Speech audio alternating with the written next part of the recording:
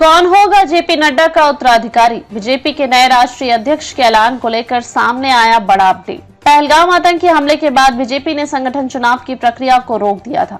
Operation सिंदूर के जरिए पाकिस्तान से कड़ा बदला बीजेपी में फिर से नए राष्ट्रीय अध्यक्ष के चुनाव प्रक्रिया आगे बढ़ रही है। प्रधानमंत्री के अगले हफ्ते दौरे पूरे होने के बाद इंतजार खत्म होने की उम्मीद जताई जा रही है।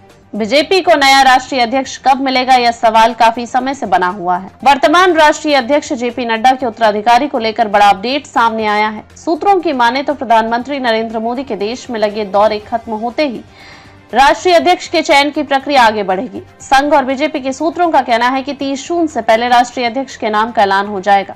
जून महीने में ही 9 तारीख को पीएम मोदी तीसरे कार्यकाल का पहला साल पूरा करेंगे। पीएम मोदी ने 9 जून को शपथ ग्रहण की थी। बतौर प्रधानमंत्री वह 11 साल पूरे कर चुके हैं। पहली बार उन्होंने शपथ 26 मई को ली थी। राष्ट्रीय अध्यक्ष के ऐलान में हो रही देरी के पीछे यह दावा किया गया था कि संघ से सहमति नहीं बन पा रही है। हालांकि संघ के करीबियों इस दावे को नकार कर रहे हैं। बीजेपी के नए अध्यक्ष को आरएसएस के विचारधारा और बीजेपी की राजनीतिक रणनीति के बीच संतुलन बनाने की चुनौती होगी।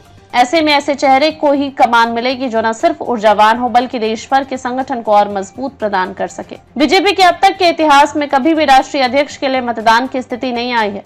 हर बार निर्विरोध ही राष्ट्रीय अध्यक्ष का चुनाव हुआ है। इस बार भी यह परंपरा कायम रहने की पूरी उम्मीद है। सूत्रों की माने तो राष्ट्रीय अध्यक्ष के नाम का ऐलान जून के मध्य में ही हो सकता है। 30 जून को आखिरी डेडलाइन माना जा रहा है। राष्ट्रीय अध्यक्ष के ऐलान में देरी से अब तक करीब 20 नामों पर चर्चा हो चुकी है, लेकिन सूत्रों का कहना है कि बीजेपी नेतृत्व ने उपयुक्त कैंडिडेट को शॉर्टलिस्ट कर लिया है। जून महीने में पार्टी नेतृत्व नए नेता को कमान सौंप देगा, क्योंकि अब समय नहीं बचा है। पार्टी के इसके बाद बिहार चुनावों की जुटना होगा।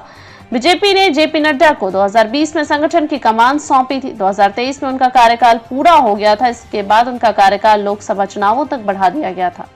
इसके बाद भी उनका कार्यकाल आगे बढ़ गया था। ऐसे में जब अब मोदी 3.0 सरकार की पहली सालगिरह अगले महीने है, तो यह तय माना जा रहा है कि पीएम मोदी का 3 जून के बाद कोई बड़ा दौरा नहीं है।